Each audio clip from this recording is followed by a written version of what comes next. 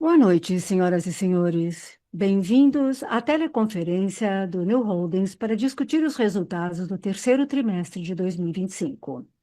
Uma apresentação de slides acompanha a transmissão de hoje, o que está disponível no site de Relações de Investidores do Nu, www.investors.nu em inglês e www.investidoresnu em português. Essa conferência está sendo gravada e o seu replay também pode ser acessado no site de RI da companhia. Essa teleconferência também está disponível em português. Para acessá-la, basta clicar no ícone do globo no canto inferior direito da sua tela do Zoom e, em seguida, escolher entrar na sala de português. Depois disso, selecione mutar áudio original. Para acessar a nossa teleconferência em português, novamente, clique no ícone do globo do lado inferior direito da sua tela Zoom e selecione a opção Sala em Português. Ao acessar a nova sala, lembre-se de mutar ou silenciar o áudio original. Informamos que todos os participantes estarão em modo somente de escuta.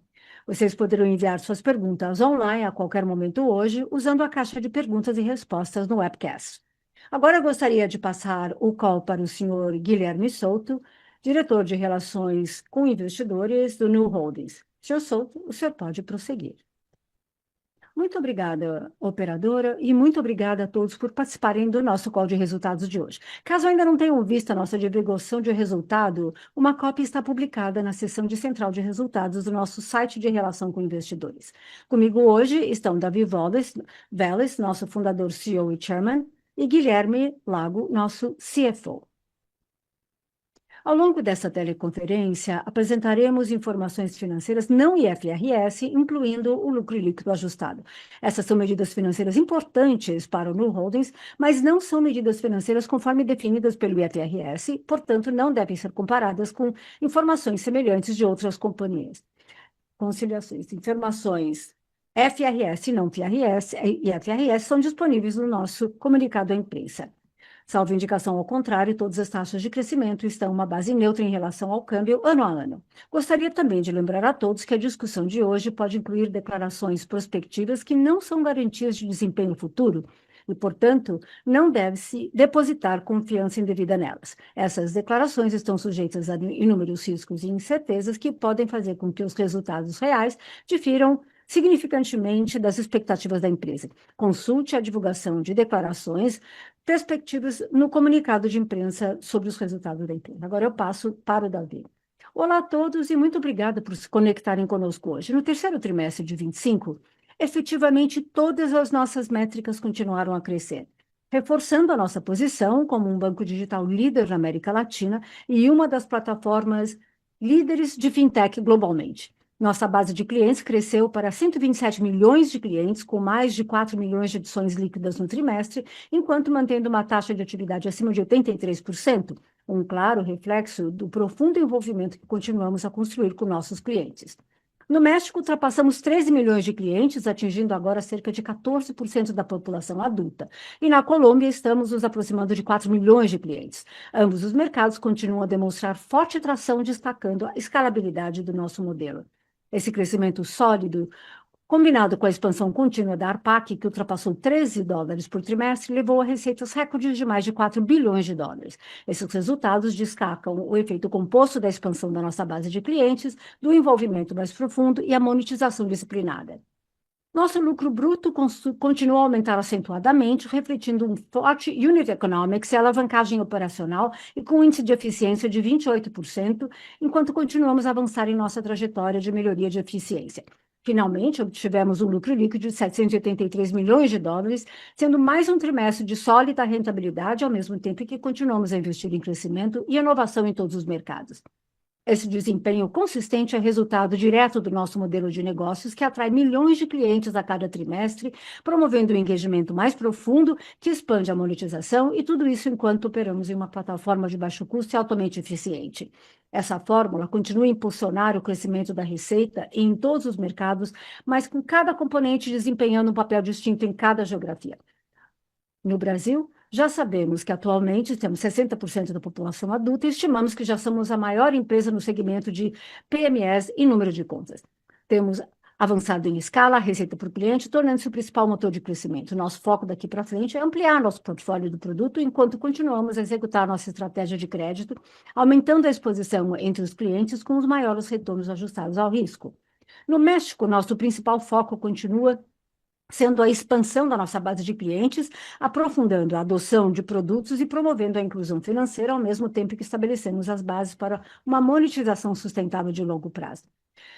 Mesmo nessa fase de expansão, os níveis de ARPAC já estão se aproximando dos observados no Brasil, refletindo a forte unit economics do negócio de cartões de crédito nesses mercados, impulsionada por maior participação de saldos remunerados e um custo de servir em constante declínio, apoiado por nossos esforços contínuos na plataforma.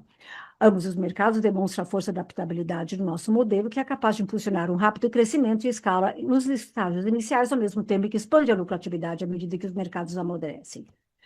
Analisando o México com mais profundidade, nossa segunda curva S, vemos um mercado que agora começa a crescer e esperamos que contribua significativamente para os nossos resultados nos próximos anos. Estamos construindo bases sólidas, sendo alcançada a posição de liderança no mercado no setor bancário digital mexicano, já atingindo 13 milhões de clientes, ou cerca de 14% da população adulta, em comparação com 10% quando o Brasil entrou em seu ponto de inflexão em 2019. Mesmo com um portfólio de produtos ainda amplamente centrado no cartão de crédito, a ARPAC já atingiu $12,5, refletindo o forte engajamento dos clientes e um unit economics favorável neste produto no México. No uso dos custos, o custo de servir já está abaixo de $1 e os recentes ajustes nos yields dos depósitos estão começando a refletir o nosso custo de captação. Olhando para o futuro, continuamos acumulando novas curvas em S com foco em disciplina. Embora o Brasil e o México continuem sendo nossas principais prioridades, para onde direcionaremos a maior parte dos nossos recursos e esforços de execução, também vemos opcionalidade transformacional nos Estados Unidos após nosso pedido para a licença bancária nacional, uma medida que pode abrir novas oportunidades a longo prazo, à medida que continuamos totalmente focados em novos mercados principais. À medida que continuamos a expandir em todos os mercados, também estamos construindo a próxima geração da nossa plataforma, redefinindo a forma como operamos. Vários investidores questionam sobre essa nossa estratégia de IA. A nossa visão é tornar-nos uma empresa que privilegia a IA, o que significa integrar profundamente modelos básicos nas nossas operações para impulsionar uma interface nativa de IA para o banco, criando simultaneamente benefícios significativos, tanto para o cliente quanto para o nosso negócio. Para o nosso cliente, a IA está aprimorando nossa compreensão de cada indivíduo e suas necessidades financeiras, permitindo-nos oferecer recomendações personalizadas e ofertas de produtos que são proativos no momento certo. Ela também proporcionará a maneira como as pessoas interagem com o Nubank através de vários canais adicionais que incorporam interfaces de usuários convencionais. Acreditamos que há uma oportunidade muito importante para incluir fluxos de trabalho de agentes da maioria dos produtos e serviços, melhorando a experiência do cliente em todos os aspectos. Para o nosso negócio, o IA está fortalecendo a forma como gerenciamos riscos e escalamos com eficiência. Isso vai trazer uma solução financeira mais segura e precisa, reduzindo perdas de crédito e fraudes, possibilitando estratégias de cobranças personalizadas, gerando melhores recuperações. Ao mesmo tempo, está aumentando a produtividade em toda a empresa, desde operações mais enxutas até ciclos de desenvolvimento mais rápidos e maior rendimento de engenharia. Quando reunimos tudo isso, tornar-se AI first significa acelerar nosso flywheel, escalando para oferecer produtos de maior qualidade a custos mais baixos, liderando todo o valor da operação do Open Finance, aprofundando-se cross-selling e penetração de produtos, abrindo novas fontes de receita. Tudo isso enquanto optimizamos os preços e entregamos valor superior. Mas IA não é apenas uma palavra na moda para todo mundo. Acreditamos que o Nubank está numa posição única para se tornar AI first e líder no uso de AI em serviços financeiros. Desde o início, sabíamos que a tecnologia e os dados seriam nossa maior vantagem competitiva. Ser nativo na nuvem e totalmente construído em uma arquitetura moderna nos permite simular, experimentar, treinar e implantar modelos básicos em escala, juntamente com a nossa comprovada capacidade de atrair talentos de nível internacional. Isso nos coloca à frente dos bancos tradicionais e dos concorrentes regionais de fintech. Nos últimos 12 a 15 meses, desenvolvemos o Newformer, nossa abordagem proprietária para a construção de modelos grandes e generalizáveis com base em arquiteturas avançadas e transformadores e princípios de aprendizagem autossupervisionados, semelhante aos que alimentam LLMs da classe mundial. Esses modelos fornecem uma compreensão mais profunda do comportamento dos clientes e podem ser implantados em nossos mecanismos críticos de risco e personalização. Para atingir esse nível de desempenho, a primeira geração do nosso modelo Nuformer foi construído com 330 milhões de parâmetros e treinada em aproximadamente 600 bilhões de tokens, uma escala de dados sem precedentes. No entanto, isso representa apenas uma fração do nosso conjunto de dados completo que abrange trilhões de tokens e reflete a vasta escala e diversidade da plataforma do Nubank. Nosso modelo de negócios, com a principalidade em seu núcleo, gera um repositório profundo de dados transacionais e comportamentais de alta qualidade, o que nos dá uma vantagem distinta, permitindo que o Nuformer aprenda a partir de contextos mais ricos e fortaleça continuamente o seu poder preditivo. Historicamente, os ganhos do desempenho de crédito vieram de 4 frentes principais: incorporar mais e melhores fontes de dados aos modelos, expandir as amostras de treinamento ou reduzir o viés dentro delas, otimizar estruturas de políticas, incluindo o uso de modelos complementares que avaliam diferentes dimensões de risco de crédito, e, finalmente, o refinamento das técnicas de modelagem, desde a definição de métodos até a arquitetura do modelo e engenharia de recursos. A adoção de modelos básicos representa uma expansão radical dessa última fronteira. Ela traz uma abordagem orientada para a pesquisa e faz a diferença por meio de avanços da arquitetura do modelo e nos processos de treinamento, permitindo melhorias radicais e contínuas à medida que continuamos a ampliar e a limites do que é possível. Quando aplicamos essa abordagem, os modelos que construímos proporcionam uma melhoria média de cerca de 3 vezes maior do que normalmente observado em atualizações bem-sucedidas de modelos de aprendizado ou modelos de machine learning. Traduzindo isso em resultados comerciais, nossos modelos iniciais permitiram uma grande atualização nas políticas de limite de cartão de crédito no Brasil, permitindo-nos aumentar significativamente os limites para clientes, mantendo o mesmo apetite de risco. Esse avanço bem-sucedido dentro de um modelo de subscrição já robusto, como o cartão de crédito do Brasil, ressalta o potencial significativo das nossas abordagens. Estamos focados em expandir essas inovações para além do Brasil e já em andamento no México, e estendê-las a todas as áreas do Nubank, desde personalização a cross-selling até fraudes e cobranças, se forçando ainda mais a força do nosso modelo e da nossa capacidade de execução em escala. Dito isso, ainda estamos apenas no começo. Como sempre no Nubank, ainda é o primeiro dia, mas acreditamos que incorporar IA em nossos negócios representa uma oportunidade única de nos diferenciarmos ainda mais dos bancos tradicionais. Estamos nos baseando em anos de experiência em governança de modelos, privacidade e implantação de modelos em grande escala, continuaremos evoluindo de forma responsável. Isso significa ter processos robustos que garantam que nossas ferramentas realmente promovam o bem-estar financeiro dos nossos clientes, e vamos continuar a compartilhar nosso progresso à medida que essa jornada evolui. E com isso, eu passo a palavra ao Lago, nosso CFO, para apresentar os destaques financeiros do trimestre. Muito obrigada. Obrigado, Davi. Boa noite a todos. Para começar, gostaria de falar sobre a nossa carteira de crédito, cujo saldo total atingiu 30,4 bilhões de dólares no terceiro trimestre, um aumento de 42% em relação ao mesmo período do ano anterior, em base cambial neutra, com crescimento sólido em todos os produtos. Os cartões de crédito aceleraram durante o trimestre, apoiados por nossa capacidade de aprimorar continuamente a precisão de nossos modelos de crédito e aumentar os limites para nossos clientes. Tudo isso mantendo métricas de risco saudáveis, como veremos nos próximos slides. Ao mesmo tempo, os empréstimos com garantia cresceram 133% e os empréstimos quirografários 63% em relação ao ano anterior, refletindo a diversificação e o amadurecimento contínuos de nossa carteira. Juntos, os empréstimos com garantia e sem os quirografários agora representam 35% do saldo total, comparados com 27% há um ano, reforçando nossa capacidade de ampliar o espectro de crédito e atender uma gama mais ampla de necessidades dos clientes ao longo do tempo.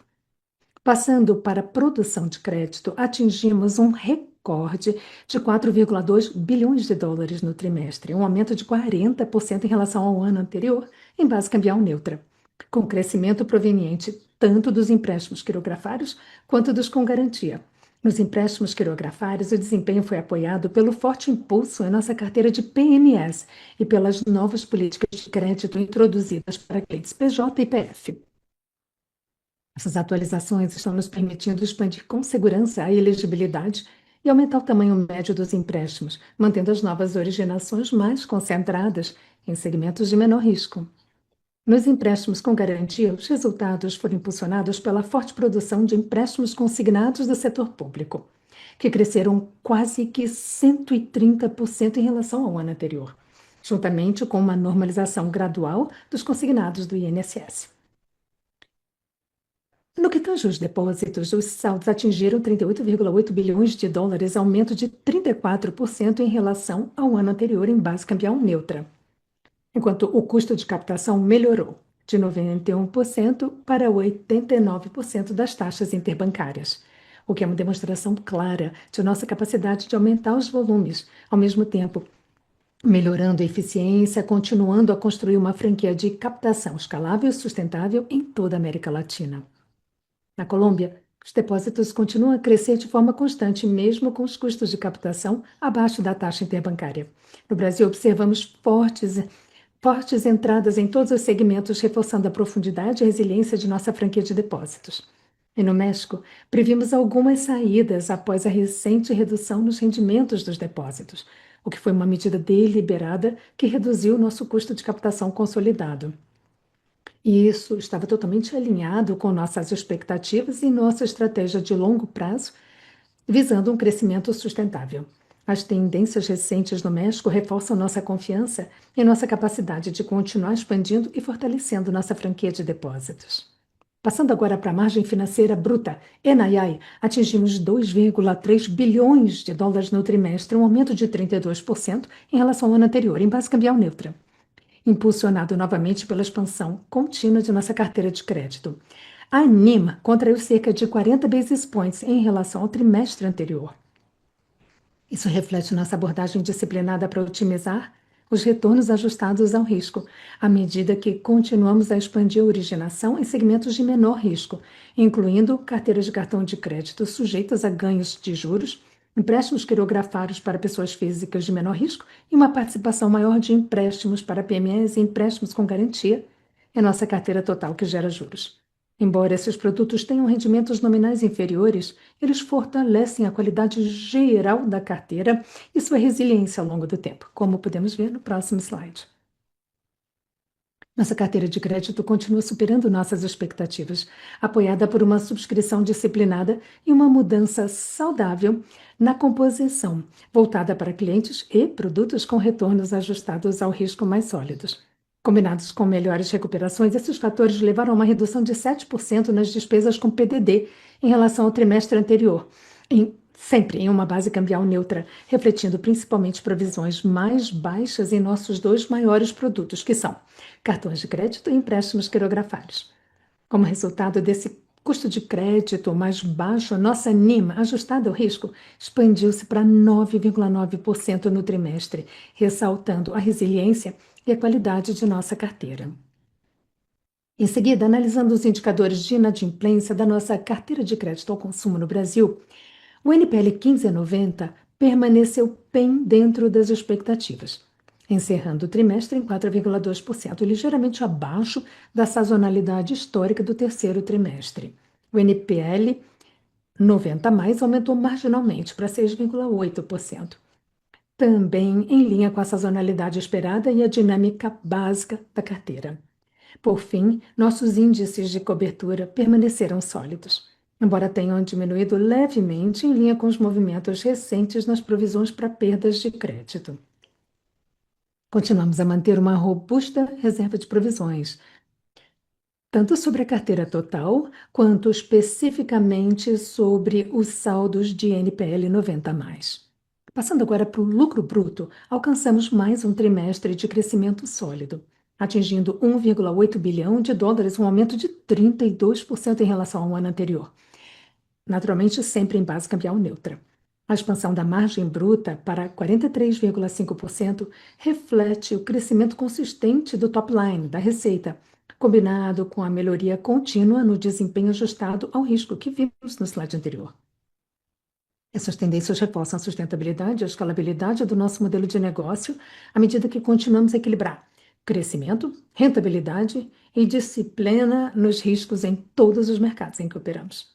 No terceiro trimestre, nosso índice de eficiência diminuiu ligeiramente para 27,7%, refletindo o progresso contínuo em produtividade e alavancagem operacional. No entanto, continuaremos a investir de forma intencional e estratégica para nos tornarmos a maior e mais amada instituição financeira de varejo na América Latina. Esses investimentos estão totalmente alinhados com nossa estratégia de criação de valor de longo prazo, mesmo em que criem pressão de curto prazo sobre os custos. Isto posto, a tendência estrutural permanece clara. À medida que crescemos, o aumento da receita e a gestão disciplinada dos custos continuarão a trazer ganhos de eficiência e expansão nas margens. Agora, para concluir, alcançamos um lucro líquido recorde de 783 milhões de dólares e um ROI recorde de 31%, um aumento de 39% em relação ao ano anterior, em base cambial neutra. Alcançamos esses resultados enquanto continuamos a apresentar um forte crescimento operacional, sempre colocando nossos clientes no centro de tudo o que fazemos, oferecendo produtos melhores, taxas inferiores e uma experiência excepcional.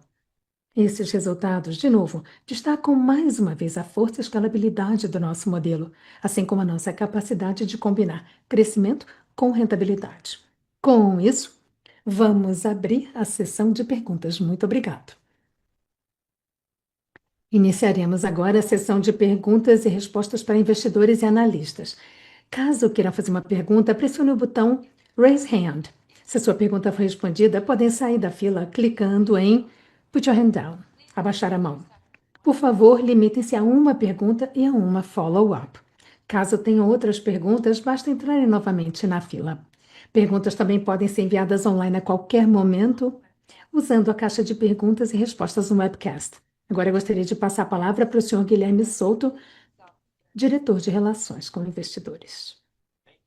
Obrigado, operadora. Poderia abrir a linha de Yuri Fernandes, do JP Morgan? Muito obrigado, Souto. Oi, Davi, Lago. Parabéns pelas entregas. Eu acho que o debate dos investidores aqui, eu gostaria de ouvir a opinião de vocês, está relacionado às suas provisões, Lago. Seu custo de risco foi inferior. Eu acho que vocês estão fazendo uma migração de risco, crescendo mais na renda média no Brasil, com empréstimos com garantia. Na formação de estágio 2, a de estágio 3 melhorou, mas os investidores, eu acho, estão tentando entender as menores provisões nesse TRI, o que ajudou um pouquinho. Poderia nos dar uma explicação para que os investidores entendam o que levou a essas provisões menores? Eu acho que isso nos ajudaria a entender os resultados do trimestre. Muito obrigado e parabéns novamente. Obrigado, Yuri, pela pergunta.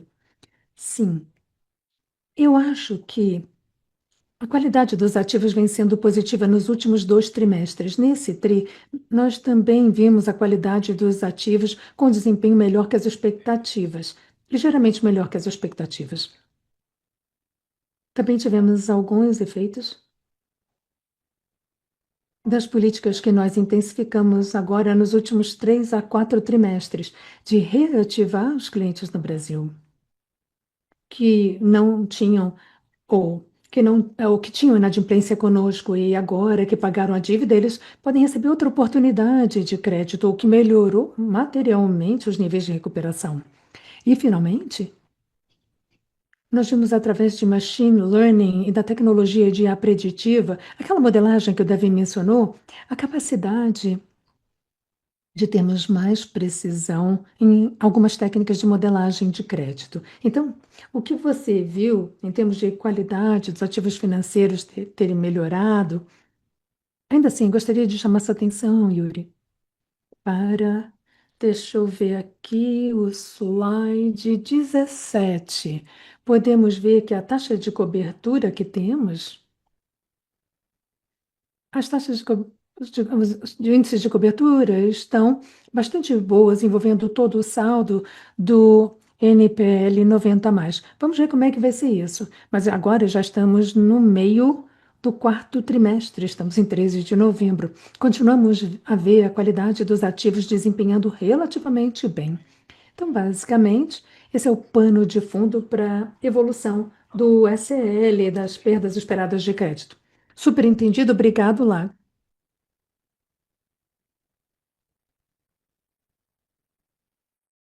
Operadora, poderia, por favor, abrir a linha do seu Jorge Cury do Morgan Stanley?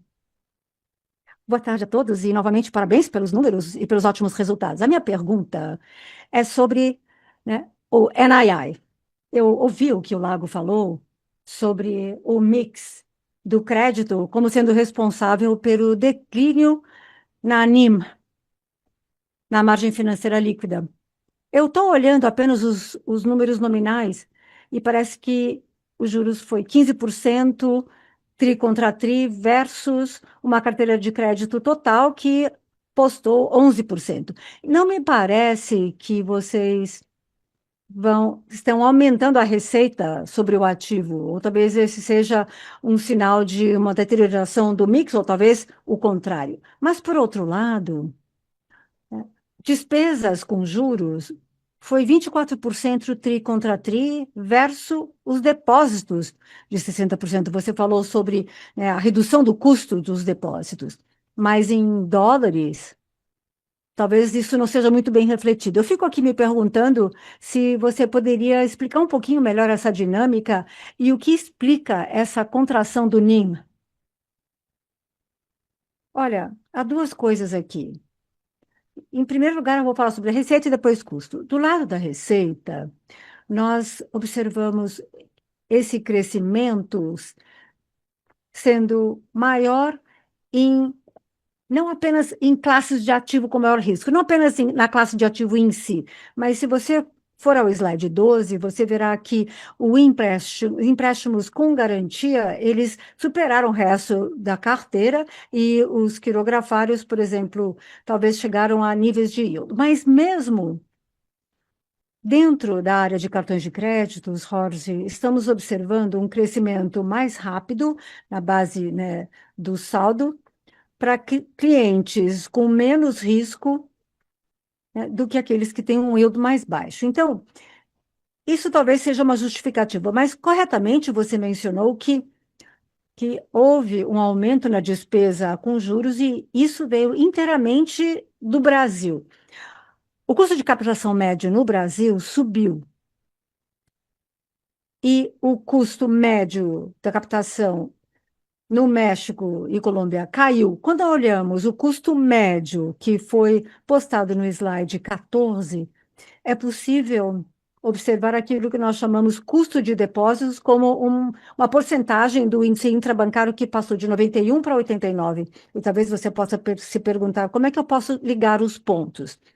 Se você diminuir o custo de funding expresso como uma porcentagem das taxas bancárias, como é que isso pode ser expresso também no aumento dos outros custos? Porque o pedaço que sobe é aquilo que está denominado em moeda brasileira, em reais, que está sujeito a taxas de juros mais altas, como o Selic de 15%. Portanto, a média ponderada do custo de captação é uma porcentagem do índice interbancário, como vocês veem aqui, esse 14 que caiu, mas as despesas gerais com juros, do ponto de vista de dólares, caiu um pouco. Portanto, a combinação de menor yield, que, na verdade, tem uma base de captação maior no Brasil, comprimiu esse índice no trimestre, que é o que está refletido no slide 15, que passou de 17,7 para 17,3.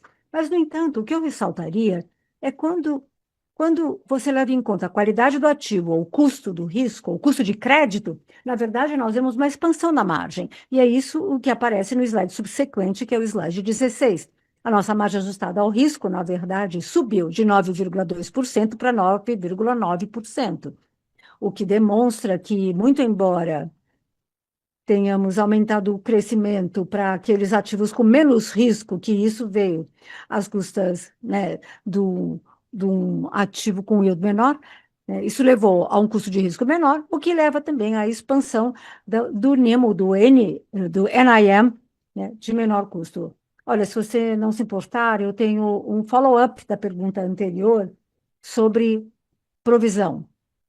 Você mencionou a recuperação mais forte do que esperasse. Você poderia quantificar isso e que impacto isso teve no número colocado para as provisões?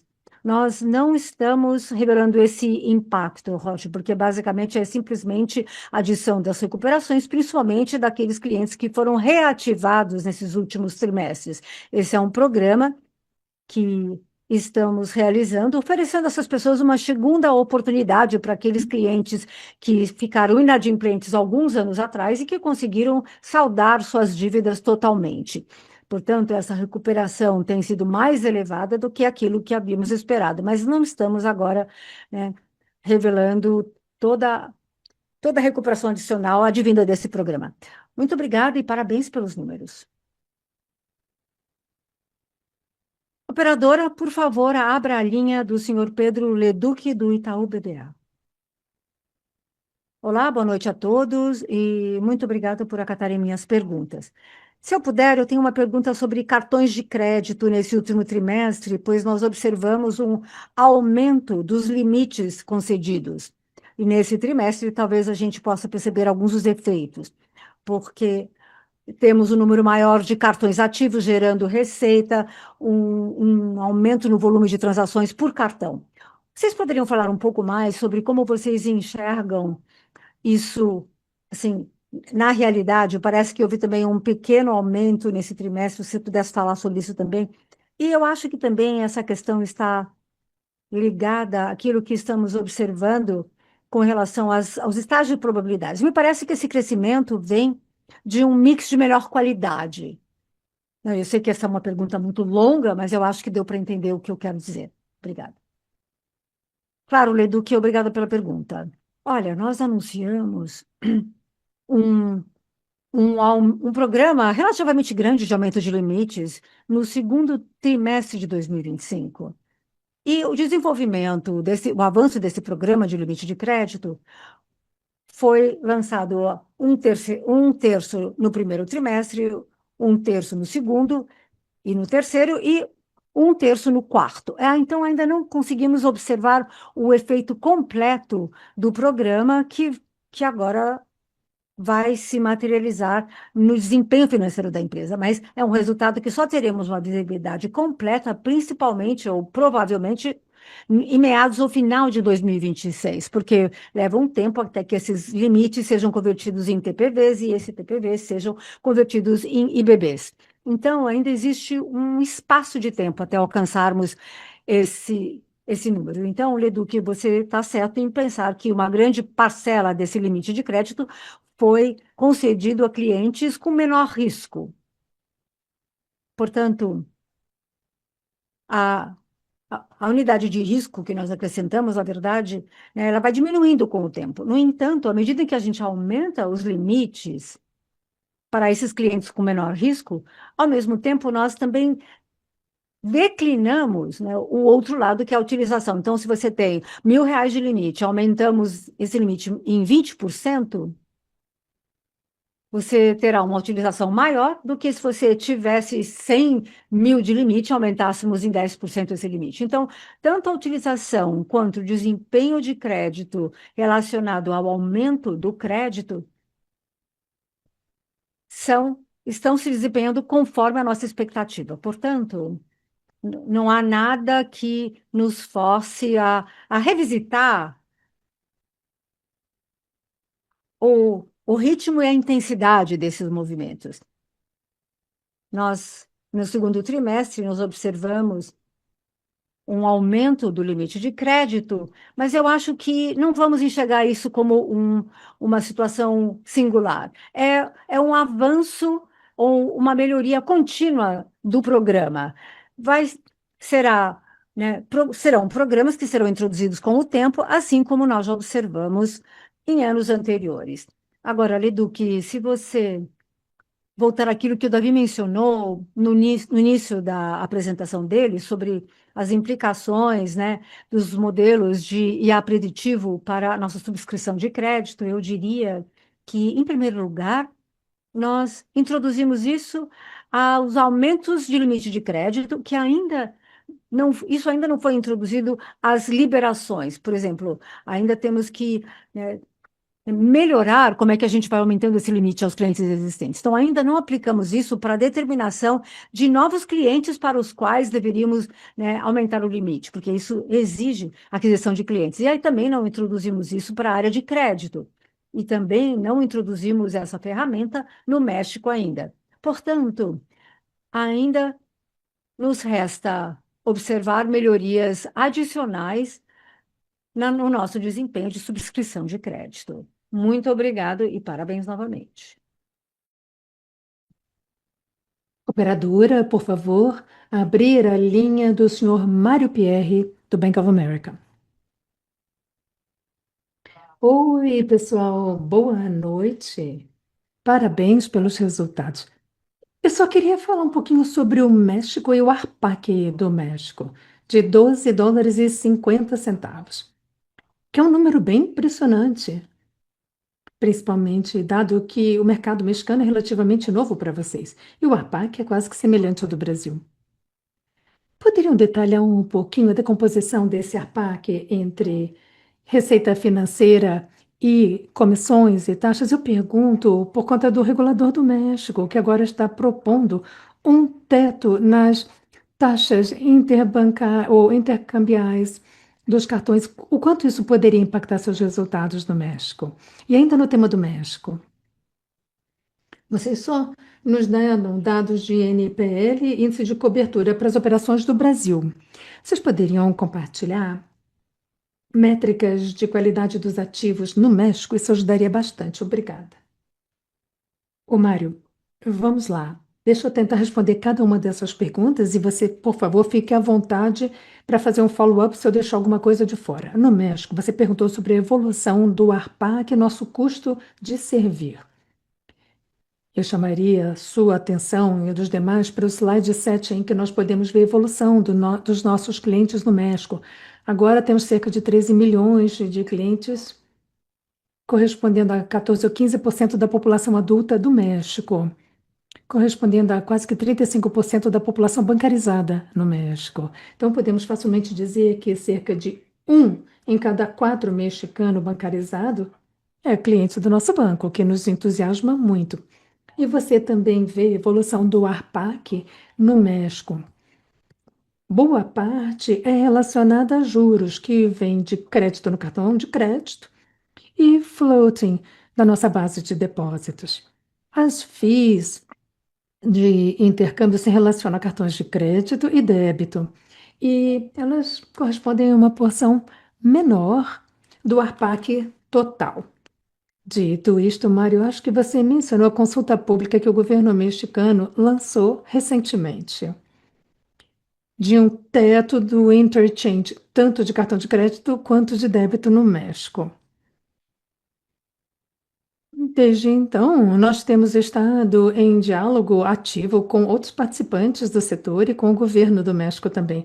Embora isso corresponda a uma pequena porção das nossas receitas, nos preocupa a ideia de termos um teto em algum tipo de controle, porque isso pode acabar inibindo a inclusão financeira e o aprofundamento de crédito que nós vimos no Brasil e em outros países. Uma vez que o Unit Economics de clientes de crédito novos, menos atraentes. Vamos continuar conversando com outros participantes do mercado. Estamos confiantes que vamos conseguir chegar juntos no setor a um bom equilíbrio que não vai colocar em risco a promoção nossa e de outras fintechs da inclusão financeira no México ao longo do tempo. Mário, deixa alguma coisa de fora? Não, ajudou bastante. E só para esclarecer, Lago, quando você diz que as comissões são uma pequena percentagem, seria o quê? 15, 20%? Alguma coisa que você possa nos dar? A gente não dá essa decomposição, mas se você olhar os demonstrativos financeiros que postamos lá no regulador do México, acho que você vai ter um bom substituto desses componentes para nós. Mas eu acho, Mário, olha o seguinte: vamos assumir que o interchange corresponde a uma pequena porção. Se você colocar um teto nisso, Na ordem de grandeza proposta pelo governo, o mix de negócios que nós temos, uma porção significativa dos novos clientes, aqueles que traríamos da informalidade para o banco, podem ser comprometidos. Então, nós acreditamos que é nossa obrigação, é nosso dever poder compartilhar isso claramente com os grupos de interesse no México, para continuarmos a incentivar a competição e a inclusão financeira. E a segunda parte da minha pergunta foi sobre o NPL no México. À medida que o México vai se tornando mais relevante, vocês vão informar a inadimplência para o grupo total, ao invés de só para o Brasil? Há algum comentário sobre como que a inadimplência está se comportando no México e a recuperação? Sem dúvida, nós esperamos, à medida que o México vai ganhando relevância no nosso portfólio de crédito total, nós vamos começar a informar de forma mais granular a qualidade dos ativos. Isso ainda corresponde a menos de 10, 15% da nossa carteira de crédito total, mas certamente estamos dispostos a informar isso. Qualidade e desempenho dos ativos no México tem sido relativamente bons, uma boa história para nós. Esperamos, bom, tivemos 2023 e 2024, foram períodos de aperfeiçoamento do modelo, e nos últimos 12 a 18 meses, o que nós vimos é uma aceleração relativamente forte do crescimento da nossa carteira de crédito no México, crescendo a um ritmo de 15 a 17% em base anualizada. Mas mais do que o crescimento de top line, o tamanho da carteira, a qualidade do ativo vem desempenhando de forma alinhada e às vezes até melhor do que o esperado. Recentemente, lançamos o produto de empréstimo no México. Temos trabalhado principalmente com cartão de crédito e os empréstimos vão muito bem no México. Eu não ficaria surpreso se, diferente do Brasil, em algum momento os empréstimos se tornem um negócio ainda maior para nós no México do que os cartões de crédito. Então, o lado esquerdo do balanço, eu acho que se expandiu muito bem, tanto em quantidade quanto em qualidade. E o lado direito do balanço, como você deve ter visto, Mário, nós temos redesenhado, reprecificado sequencialmente os depósitos. E isso levou a uma queda substancial no custo de captação do México e ainda assim preservando o que nós vemos muito intensamente lá, que é uma principalidade bancária, transacionalidade, ativação da maior parte dos clientes. Tudo isso vem aumentando. Nós estamos num recorde de transacionalidade lá. Então, estamos entusiasmados com o México, com o que vimos até aqui. Ainda estamos muito no início, mas como o Davi mencionou, parece que isso vai ser tão forte quanto, ou até mais forte que o negócio no Brasil. Obrigado, Lago. Olha, é realmente impressionante a rapidez e a rentabilidade com que estão crescendo no México. Muito obrigado. Operadora, por favor, abra a linha de Marcelo Mezarri, do Bradesco BBI. Oi, pessoal. Obrigado pela oportunidade de participar. Minha pergunta tem a ver com o custo do crédito, para entender o que faz com que o custo de crédito caia. Como o Lago falou, existe uma campanha para recuperar, para trazer de volta clientes. Já estamos vendo o número de cartões ativos aumentando. Então a questão é, no futuro, esse nível de custo de crédito seria um novo nível nos próximos trimestres? Ou seja, o crescimento da NIM, da margem financeira líquida, virá com essa proporcionalidade? Mais do custo de crédito do que da margem financeira bruta? A NII? Obrigado pela pergunta. Eu acho que em termos da NIM, começando com a primeira parte da sua pergunta, isso vai ser função tanto do mix de ativos quanto do LDR. À medida que aumentamos o índice de empréstimos com garantia na nossa carteira, nós poderíamos ver uma redução contínua do rendimento do ativo. À medida que os LDRs aumentam, aí nós devemos ver as NIMs se expandindo potencialmente. Talvez não na velocidade em que aumentamos os ativos de crédito mas versus a velocidade em que continuamos aumentando os depósitos, tanto no Brasil quanto na Colômbia.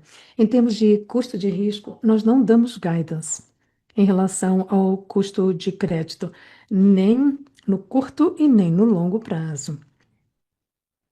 O que nós temos feito, como e você já nos acompanha há um bom tempo, é que nós temos medido e gerenciado o negócio, com foco paranoico nos dados de curto prazo que nós coletamos nos mercados. E até aqui, os dados se comprovaram bastante encorajadores. E, portanto, continuamos a aumentar a carteira de crédito. Entretanto, como fizemos no passado, se e quando começarmos a ver uma deterioração na qualidade do ativo em qualquer um dos segmentos, qualquer um dos produtos, em qualquer uma das geografias, não hesitaremos em pisar no freio, reavaliar, revisitar a direção a seguir. É por isso que não damos o guidance para o custo de crédito nem para o top line. Será que eu poderia fazer uma pergunta de follow-up sobre o LDR? Olhando o que está acontecendo no México, será que faria sentido vermos como essa parte da rentabilidade vindo do LDR, desse índice crédito-depósito? Vocês estão vendo isso já ou não? Veja, eu acho que o LDR, esse índice crédito-depósito, é cerca de 15%. Então, em muitos respeitos, é, nós somos uma instituição financeira mais líquida na região. Isto posto, nos últimos 2 trimestres, boa parte da expansão da NIM no México veio da redução do custo de captação, em vez de alguma mudança material nesse índice crédito-depósito. Entretanto, daqui para frente, eu acho que esse LDR, esse índice, vai desempenhar um papel muito mais importante que qualquer mudança que aconteça no custo de captação. Ok, muito obrigado. Operadora, poderia abrir a linha do senhor Tiago Batista, do UBS, por favor? Olá, parabéns pelos resultados. Eu tenho uma pergunta, na verdade, uma pergunta dividida em duas, sobre a regulamentação. A primeira parte da pergunta tem a ver com crédito imobiliário. Com as novas regulamentações com relação à área imobiliária no Brasil, de crédito imobiliário, o senhor acha que seria possível operar dessa maneira no futuro próximo? E depois, com relação aos empréstimos baseados no FGTS? Com as mudanças que nós vimos, vocês acreditam que o FGTS, que os empréstimos do Fundo de Garantia serão reduzidos de uma forma significativa? Obrigada pela pergunta. Nós olhamos o ritmo dos empréstimos imobiliários no Brasil por diversos ângulos, inclusive pela principalidade. Na verdade, não é uma prioridade para nós no momento, mas eu talvez a gente faça isso nos próximos anos. Mas a principal razão é que nós pensamos no nosso balanço como algo que tem um alto retorno sobre o patrimônio e com alta velocidade. Então, nós, pensando nisso, nós preferiríamos ter produtos de crédito de shorta duração, muito intensos em dados, e isso nos dá a possibilidade de mudar rapidamente, né, o ambiente da microeconomia, nos dando mais agilidade. E a parte de empréstimo imobiliário é o oposto disso, né, porque isso, né, precisa de funding de longo prazo. Então, esse tipo de raciocínio não tem muito a ver com os produtos que nós queremos oferecer. E talvez no futuro a gente possa fazer uma parceria com alguém que queira fazer isso, mas no momento não é uma prioridade nossa. Com relação ao FGTS e a regulamentação, olha, eu acho que essa regulamentação irá desacelerar a originação do FGTS, irá reduzir a sua originação. Agora, com relação à nossa carteira, não vai ser realmente muito significativo. Isso afeta o FGTS, mas isso não vai realmente afetar o crescimento da nossa carteira ao longo do tempo. Muito obrigada. Operador, poderia abrir a linha do senhor Gustavo Schroeder, do Citi? Olá, parabéns novamente pelos resultados. E obrigado por pegar minhas perguntas. Acho que grande parte das minhas perguntas já foram respondidas, então eu tenho apenas um follow-up. A primeira pergunta é que eu gostaria de ter uma melhor compreensão sobre a qualidade do ativo. O EBIT teve o menor SL. Então, a despeito dessas métricas, como o NPL 90 dias ficando estável e o NPL 15,90 melhorando, quanto ao estágio 3 para cartões de crédito e empréstimos, parece que os números aqui continuam a aumentar ou a se elevar. Eu gostaria então de entender como podemos conciliar esse aumento nas transferências para um estágio 3 com, digamos, com uma carteira de risco de menor risco, né? Uma carteira de crédito com menor risco e provisões, menos provisões na sua carteira. Gustavo, muito obrigada pela pergunta. Olha, eu acho que, fora aquilo que já mencionamos com relação a um desempenho de qualidade do ativo melhor do que o esperado, principalmente na área de cartões de crédito no Brasil, eu acho que a outra surpresa positiva, eu não diria que foi uma surpresa, mas o resultado de depósitos, depois que tivemos, né, depois de muitos anos de investimento e a nossa capacidade de melhorar a nossa parte de cobrança, fizemos grandes melhorias no Brasil. E eu acho que a partir de então nós vamos também começar a ver boas melhorias no México, principalmente começando no quarto trimestre de 2025. Mas, além disso, isso aqui é simplesmente um desempenho geral da carteira, não há nada atípico e nem anormal com relação àquilo que já observamos nos últimos 2, 3 trimestres e que a gente talvez vá esperar ver nos próximos 2, 3 trimestres, a menos que haja qualquer tipo de mudança significativa no cenário macro. Ok, entendi. Uma outra follow-up tem a ver com o México. Supondo essa melhoria no custo de funding, e olhando os dados do México, eu vejo que vocês estão melhorando, né, o cost of funding, o custo de captação. Então, presumindo uma melhoria substancial, e também nós acompanhamos, né, o índice NTR e como vocês controlam. Então, você acha que, considerando essas tendências que vocês veem no México, poderíamos esperar, portanto, algum, algum ROI positivo ou algum tipo de bottom line no México em breve?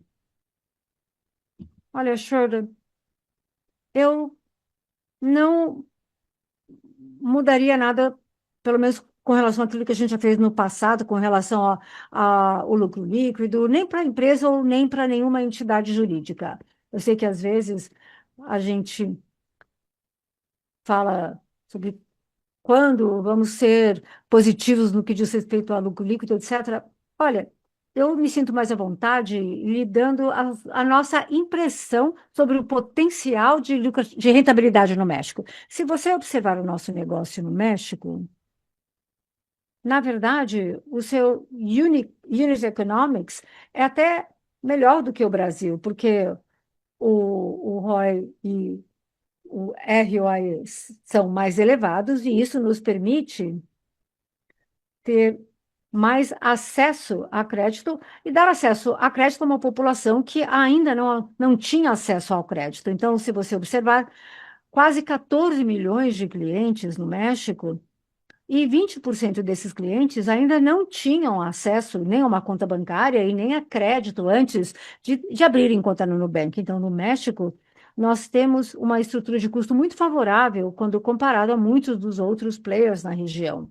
E isso permite que o Nubank, né, jogue em segmentos em que outros bancos não estão presentes e ainda, por causa do preço, ainda temos uma unit economics bem atraente. No México, ainda estamos em estágios muito iniciais, mas à medida que vamos ganhando escala, vocês verão que nós vamos ter uma alavancagem operacional maior. Na verdade, hoje, o México já tem um custo de servir que é mais ou menos de US$ 1, que é muito melhor do que o Brasil já teve nesse mesmo momento de desenvolvimento em que se encontra o México hoje. E temos também, né, tendências encorajadoras de tanto ROI quanto ROI. Então, quanto que seria o crescimento da penetração do banco? Estamos bem empolgadas, não apenas por estarmos vivenciando isso, mas estamos muito ativos na promoção disso também com as montadoras no México.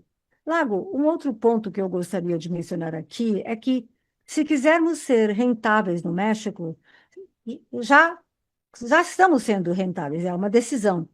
Já falamos sobre, né, sermos rentáveis imediatamente. Já estamos numa escala que nos permite gerar rentabilidade. Mas seria uma decisão muito ruim, porque isso significaria sacrificar o futuro simplesmente em detrimento de uma decisão de curto prazo. Mas nós estamos otimizando para o longo prazo, fazendo investimentos que estarão ali por muito tempo. E esse é um mercado muito atraente. Eu sei que eu acho que o Olavo também já mencionou isso anteriormente, quando falou sobre o ARPAC. Esse país tem uma renda per capita muito mais elevada que o Brasil. Os cartões de crédito, né, são 80% rotativos, enquanto que no Brasil, 10 a 15% dos cartões de crédito que nós temos são rotativos. Então, é um grande mercado com baixa penetração, temos muitas vantagens, como grande capacidade de fazer subscrição, índice de eficiência, um bom unit economics, que nos traz uma oportunidade de investimento bem atraente. Portanto, continuaremos a investir todo esse capital excedente que nós temos para mantermos a nossa posição de liderança no país. Ok, Davi, Lago. Como eu já disse, nós acompanhamos a sua evolução no México e vemos essas tendências melhorando. É por isso que eu perguntei sobre a rentabilidade potencial acontecendo mais cedo do que eu esperada. Mas muito obrigada pela sua resposta. Operadora, por favor, abra a linha do senhor Tito Labarta, do Goldman Sachs. Oi, boa noite, pessoal. Obrigado pelo call e por pegar a minha pergunta. Eu tenho uma pergunta que é um follow-up, Lago, quando você comentou sobre as despesas de juros mais altas por custos de captação mais altos no Brasil, com a Selic estando um pouco mais alta. Só para entender, a Selic média só aumentou levemente no trimestre. Houve algum impacto, talvez, de mais dias úteis no trimestre? E a questão das caixinhas também, isso teve algum impacto? Eu fiquei um pouco surpreso com as despesas financeiras, como elas deram um salto. Tito, você tem razão. Houve alguns dias úteis a mais no trimestre, mas isso teria sido igualmente compensado pelas receitas também. Mas o que você vai ver é que, à medida que assumimos uma posição mais agressiva na porção segmentada dos nossos depósitos no Brasil, o que eu quero dizer com isso?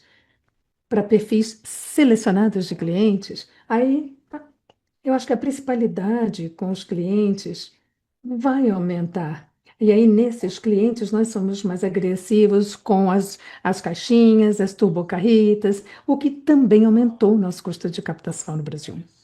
Então, essa é uma observação certeira. O que eu tentei mencionar apenas, Tito, é como é que nós conciliaríamos o que eu acabei de dizer com o slide 14. No 14, nós mostramos o custo expresso como percentagem de taxa interbancária que caiu.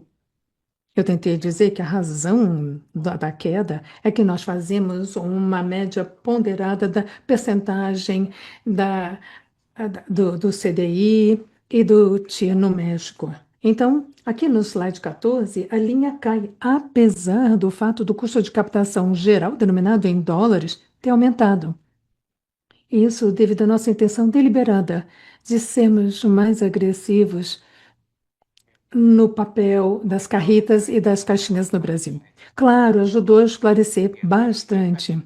Nós esperávamos que o custo de captação na Colômbia e no México caísse, então ficamos um pouquinho surpresos de quanto que ele subiu no Brasil. Como você mencionou, isso mais do que compensou a receita. A minha segunda pergunta é sobre receita, pensando no crescimento. O crescimento de vocês é muito bom no geral, mas nos empréstimos com garantia, Davi, você mencionou também que o consignado poderia pegar um vento de frente. Isso poderia ser compensado pelos consignados privados? Eu acho que vocês não estão crescendo significativamente nesse segmento. O que poderia compensar essa potencial dificuldade do consignado do INSS? Boa, Tito, deixa eu explicar isso. Os empréstimos com garantia é um segmento, uma classe que são basicamente FGTS, consignados públicos e consignados privados. São os três componentes básicos. Ainda temos uma pequena porção que nós chamamos de Investment Bank Loans, mas isso é uma porção muito menor. Então, nós esperamos ver uma dificuldade material no consignado de INSS se a nova regulação prevalecer. Mas nós acreditamos que isso será mais do que compensado por um aumento nos consignados públicos. Ainda mais do que nos consignados privados. Nos consignados públicos, nós vimos uma adoção relativamente boa na nossa capacidade de originar esses consignados públicos no Brasil, no terceiro TRI. Esperamos ver isso também no quarto trimestre. E quando vamos vendo as taxas de juros nominais do Brasil finalmente começando a cair, nós esperamos ver uma portabilidade aumentando, como vimos em todos os ciclos anteriores. E isso vai nos dar a abertura para termos uma participação desproporcionalmente maior do mercado de consignados públicos no Brasil. Em relação à terceira e última parte sobre os consignados privados, nós somos muito otimistas em relação a esse produto no médio e longo prazo. Ainda somos mais cautelosos do que outros players do setor, por conta do custo de crédito, mais relacionado ao que nós chamamos de garantia relacionada ao empregador. Mas estamos vendo isso melhorando, trimestre a trimestre. Estamos observando isso cuidadosamente para saber como e quando nós vamos também ser mais agressivos nesse espaço no futuro. Não é algo que consideramos um caso base agora, mas estamos prestando muita atenção. Para nós, os consignados públicos é que vão compensar essa queda no consignado do INSS. Muito claro, muito obrigado, Langoli, parabéns pelos resultados.